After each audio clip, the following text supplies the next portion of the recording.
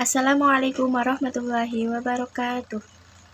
Alhamdulillahirabbil alamin wa bihi nasta'inu ala umuri dunya waddin. Wassalatu wassalamu ala asyrofil anbiya'i wal mursalin wa ala alihi wa sahbihi ajmain, amma ba'd. Yang saya hormati Bapak dosen Pak Hanif selaku dosen mata kuliah metodologi penelitian keagamaan, dan yang saya cintai teman-teman semua. Sebelumnya perkenalkan, kami dari kelompok 6 yang beranggotakan saya sendiri Ivana Mulia Rahmah, kemudian Mbak Lailika Ambarokah, kemudian Mbak Kurniawati Pambajeng, kemudian Mbak Kusuma Wardani. Di sini kami akan mempresentasikan hasil diskusi kami yang berjudul Pendekatan Psikologi dalam Penelitian Keagamaan. Baik, langsung saja kepada pemateri pertama akan dibacakan oleh Mbak Kusuma Wardani. Kepadanya dipersilakan. Definisi psikologi agama dan pendekatan psikologis. Ilmu psikologi adalah ilmu yang mempelajari tentang kejiwaan manusia dan tercermin dalam perilaku dan sikap baik. Psikologi agama adalah ilmu yang membahas kehidupan manusia dalam yang beragama dari pengaruh keyakinan agama tersebut dalam sikap dan cara berpikir serta keadaan hidup pada umumnya di tengah-tengah masyarakat. Sedangkan pendekatan psikologi adalah pendekatan yang menggunakan cara pandang dari ilmu psikologi. Sekian, terima kasih. Baik, terima kasih kepada Mbak Kusuma Wardani. Selanjutnya akan dibacakan oleh saya sendiri. Pendekatan psikologi dalam studi Islam.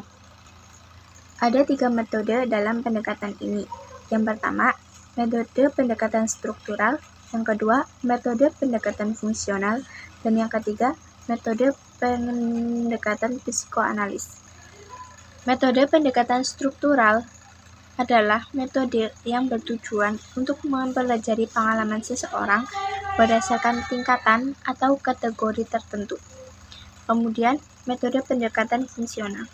Metode pendekatan fungsional yaitu pendekatan yang dilakukan untuk mempelajari bagaimana agama dapat berfungsi atau berpengaruh terhadap tingkah-tingkah laku manusia dalam individu kehidupannya. Dan yang ketiga, metode pendekatan psikoanalis.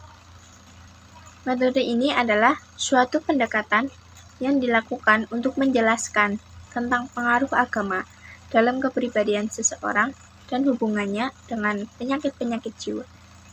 Terima kasih. Materi selanjutnya akan dibacakan oleh Mbak Kurniawati Pambajeng. Kepadanya dipersilakan. Baik, di sini saya akan menjelaskan mengenai problematika pendekatan psikologi agama dalam studi Islam. Teori-teori psikologi kontemporer yang banyak dikembangkan di negara-negara barat kemudian diadopsi ke dalam psikologi agama yang digunakan dalam mengkaji studi Islam. Teori-teori tersebut dapat mengurai pengertian Islam dari keseluruhan pengertiannya hingga menampilkan Islam secara parsial atau tidak utuh. Selain itu, dapat membuat kita terjebak, yaitu pada konsep psikologi yang memandang persoalan lebih banyak dari pemahaman terhadap psikologi daripada Islamnya. Lalu kemudian contoh-contoh Islam dengan metode pendekatan psikologi. Yang pertama yaitu tentang masalah perasaan seorang ahli tasawuf. Ia merasa bahwa Allah selalu dekat dengannya dan hadir dalam hatinya. Dan juga ia selalu melakukan zikir secara terus-menerus dan secara sadar. Kemudian masalah yang kedua yaitu masalah kepuasan seorang hamba terhadap kehidupannya. Terima kasih. Materi yang terakhir akan dibacakan oleh Mbak Lailika Ambarokah. Kepadanya dipersilakan. Signifikansi dan kontribusi pendekatan psikologi agama dalam studi Islam.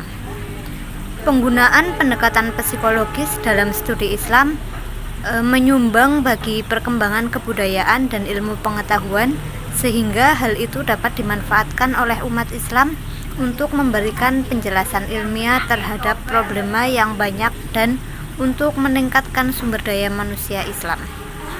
Adapun kontribusi pendekatan psikologi agama dalam studi Islam yaitu membantu meneliti bagaimana latar belakang keyakinan beragama seorang muslim, membantu menyelesaikan masalah-masalah keberagaman seorang muslim, mengetahui bagaimana hubungan manusia dengan Tuhannya, dan bagaimana pengaruh hubungan tersebut terhadap perilaku dan cara berpikir. Mungkin itu yang dapat kami sampaikan. Apabila ada tutur kata yang kurang berkenan, mohon dimaafkan.